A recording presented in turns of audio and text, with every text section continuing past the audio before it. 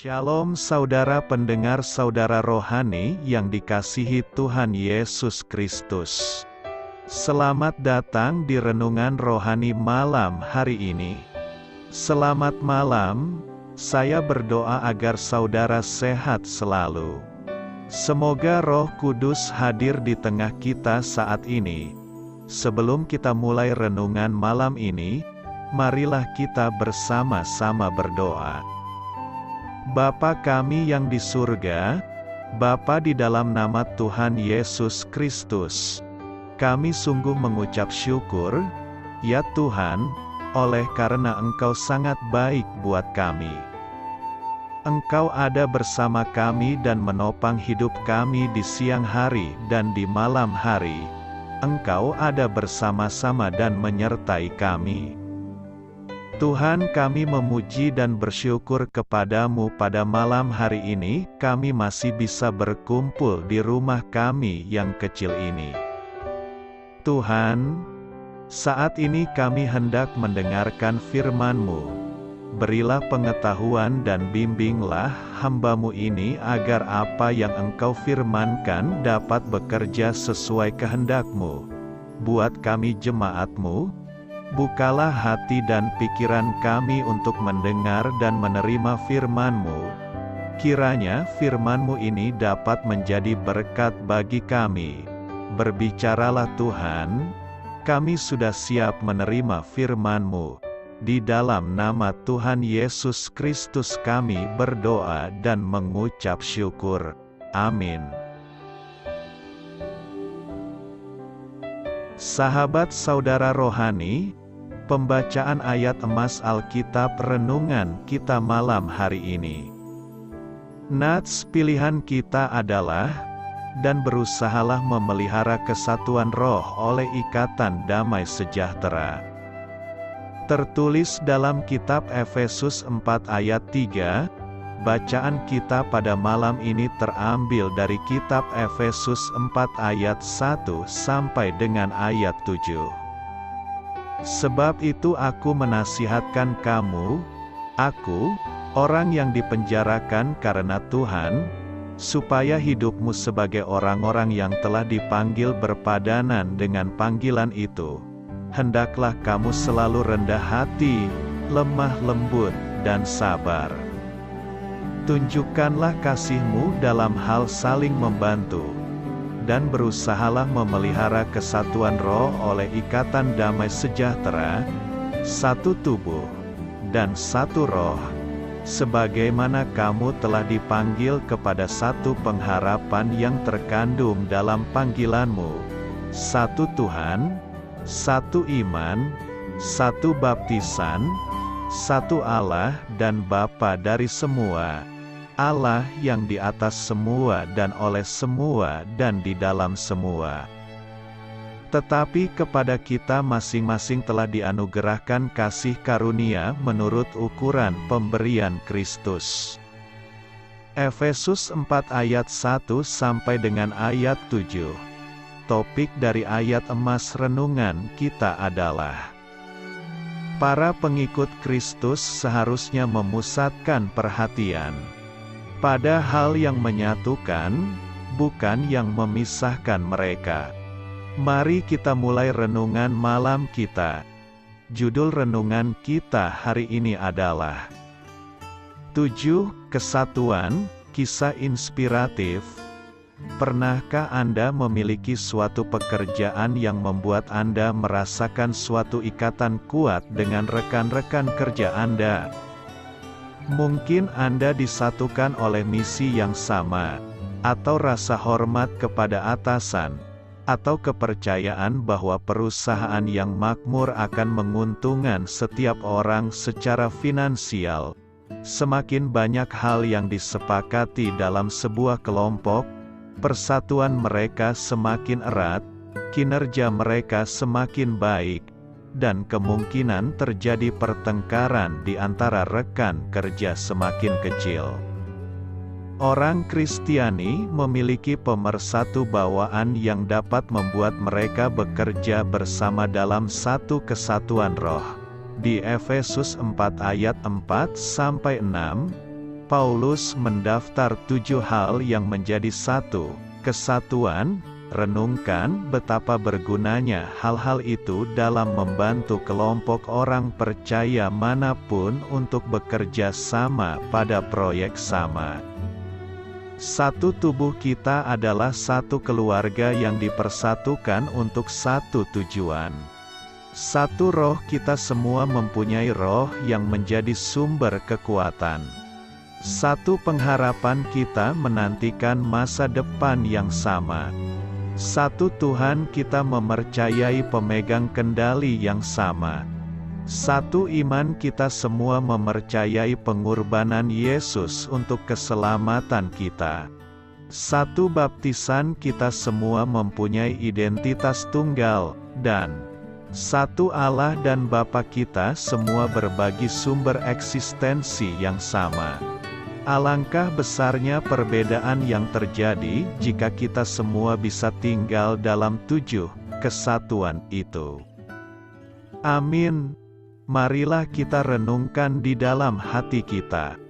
Efesus 4 ayat 3, berusahalah memelihara kesatuan roh oleh ikatan damai sejahtera, yang dimana pada tahun 1800-an, Gereja Baptis Dewberry pecah hanya gara-gara sepotong paha ayam.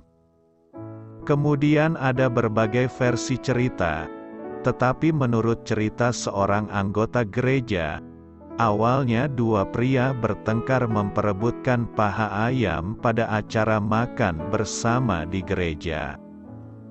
Pria yang satu berkata, Allah ingin ia mendapatkan paha ayam tersebut. Yang lain berkata, Tuhan tidak peduli, dan ia sangat menginginkan ayam tersebut. Kedua pria tersebut sama-sama marah hingga salah seorang di antara mereka pindah beberapa kilometer jauhnya dan mendirikan Gereja Baptis Dewberry kedua. Untunglah, kedua gereja tersebut telah menyelesaikan permasalahan mereka, dan semua orang sepakat bahwa alasan perpecahan tersebut benar-benar konyol. Yesus pun sepakat akan hal tersebut. Pada malam sebelum kematiannya, Yesus berdoa untuk para pengikutnya, supaya mereka semua menjadi satu, sama seperti Engkau, ya Bapa, di dalam aku dan aku di dalam Engkau, supaya mereka sempurna menjadi satu, agar dunia tahu bahwa Engkau yang telah mengutus aku. Yohanes 17 ayat 21-23. Paulus juga setuju. Ia mendesak kita untuk berusaha sungguh-sungguh memelihara kesatuan roh oleh ikatan damai sejahtera, satu tubuh dan satu roh. Efesus 4 ayat 3-4, dan ini tidak dapat dipisahkan. Kita yang menangisi tubuh Kristus yang hancur karena dosa-dosa kita, hendaknya tidak lagi memecah belah tubuhnya, yaitu gereja, dengan amarah, gosip, dan perselisihan antar kelompok. Lebih baik kita mengalami kerugian daripada menjadi penyebab pecahnya gereja. Biarkan orang lain mendapatkan paha ayam tersebut. Bahkan kalau perlu berikan seekor ayam utuh, ujar Mike Whitmer. Saya memberkati Anda agar sewaktu Anda mencarinya dari Dia, Bapa Surgawi Anda akan memberikan bagi Anda roti harian Anda. Dalam nama Yesus Kristus, Tuhan yang berkuasa atas alam semesta dan menuntun kita kepada iman yang menyelamatkan, Tuhan Yesus menyertai senantiasa. Terima kasih sudah berkenan mendengarkan renungan malam saudara rohani. Tuhan memberkati. Amin.